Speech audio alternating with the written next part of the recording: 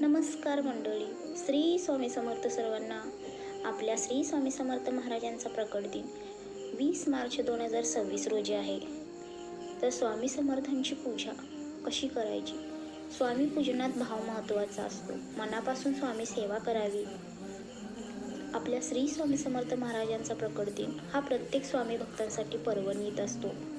स्वामींची सेवा कशी करावी, काय करावी, काय तयारी करावी याबाबत तुम्हाला सांगणार आहे. स्वामी समर्थ प्रकट दिनाच्या दिवशी कोट्यावधी भाविक आवर्जून स्वामींची विशेष सेवा करतात. स्वामींचे विशेष पूजन करतात. प्रत्येकजण आपापला भाव परंपरा याप्रमाणे स्वामी पूजनाची तयारी करतात.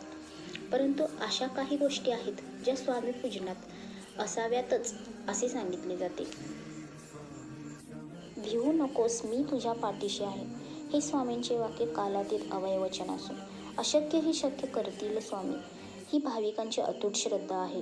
आजही अनेकांना स्वामी समर्थ महाराजांच्या कृपेचा अद्भुत अनुभव येतो. स्वामी आपल्यावर कधी कृपा करतील हेही कोणी सांगू शकत नाही. परंतु जेव्हा कृपा होते, शुभाशीर्वाद मिळतात, स्वामींचे अनुभव येतात, तेव्हा जीवन अगदी धन्य झाल्यासारखे वाटते. यंदा शुक्रवार 20 मार्च 2026 रोजी श्री स्वामी समर्थ महाराजांचा प्रकट दिन. तर आता आपण पाहणार आहोत स्वामी पूजनाची तयारी कशी करावी. श्री स्वामी समर्थ महाराजांच्या प्रकट दिनी स्वामींचे विशेष पूजन करावे. षोडशोपचार किंवा पंचोपचार पद्धतीने पूजा करावी. स्वामींना पंचामृत अर्पण करायचे असेल तर दूध, दही, साखर, तूप आणि मध हे पूजा साहित्यात घ्यावे. तसेच चौरंग, त्यावर घालायला पिवळे वस्त्र, पिवळ्या रंगाचे नसेल तर ज्या रंगाचे असेल ते तुम्ही घेऊ शकता. पाट, अभिषेक करणार असाल तर त्यासाठी अभिषेक पात्र, पूजेसाठी तांब्या, ताम्हण, पळी, पंचपात्रे, श्रीफळ, विडा, 5 प्रकारची फळे, फुले असावीत. त्यासह धूप, दीप, कापूर, आरती याचीही तयारी करावी. या वस्तू साहित्यात असल्याच पाहिजे. स्वामी महाराजांना पिवळी फुले अवश्य अर्पण करावी. यासाठी पिवळ्या रंगाची विविध प्रकारची फुले आणून ठेवा. सोनचाफा असेल तर उत्तमच. तसेच स्वामींना अर्पण करण्यासाठी पिवळ्या रंगाची मिठाई आणून ठेवा. स्वामींच्या आवडीचे पदार्थ नैवेद्यासाठी आणून ठेवा किंवा घरीच नैवेद्य तयार करून ठेवा.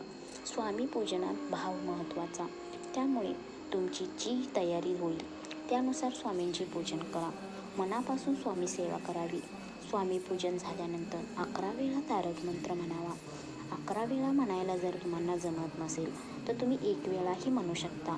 श्री स्वामी समर्थ, श्री स्वामी समर्थ या मंत्राचा जप तुम्ही 108 वेळा जप करावा.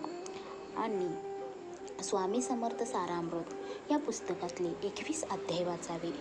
नंतर 21 अध्याय वाचून झाल्यानंतर तुम्ही आधी गणपतीची आरती म्हणा, नंतर आपल्या स्वामींची आरती म्हणा आणि आपल्या स्वामींना तुम्ही जो नैवेद्य केलेला आहे तो तुम्ही नैवेद्य दाखवा. ह्या अशा प्रकारे तुम्ही पूजा स्वामींची प्रकट दिनादिवशी करू शकता. माहिती कशी वाटली नक्की कमेंट करून सांगा. आणि चॅनेलवरती नवीन असाल तर प्लीज चॅनेलला सबस्क्राईब करा. भेटू पुढच्या ब्लॉगमध्ये. श्री स्वामी समर्थ सर्वांना.